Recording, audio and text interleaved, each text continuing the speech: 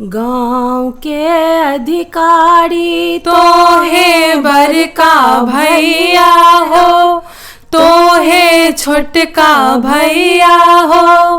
भैया हाथ दस पोखरी खुना दिया, चंपा फूल लगा दियो यो। भैया हाथ दस पोखरी खुना दिया, चंपा फूल लगा दियो यो। भैया लोढ़ल भौजी हार गाथू है, भौजी हार गाथू है। आहे से हो हार पहिरथु बहिनी, के सामा चकेवा खेलब है। आहे से हो हार पहिरथु बहिनी, के सामा चकेवा खेलब है। कथिए बजायब बन तीर तीर है, बन तीर तीर है।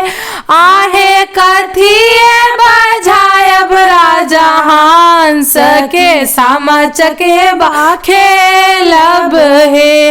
आहे कथिए बजायब राजा हंस, के सामा चकेवा खेलब है। जाले बजायब बन तीर तीर है, बन तीर तीर है।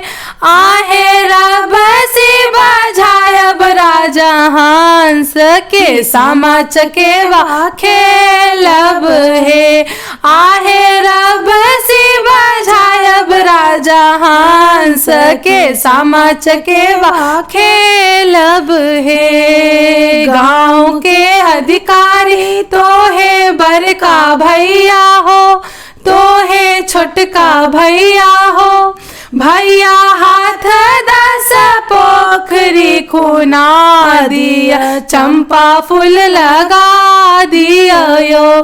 भैया हाथ दस पोखरी खुना दिया, चंपा फूल लगा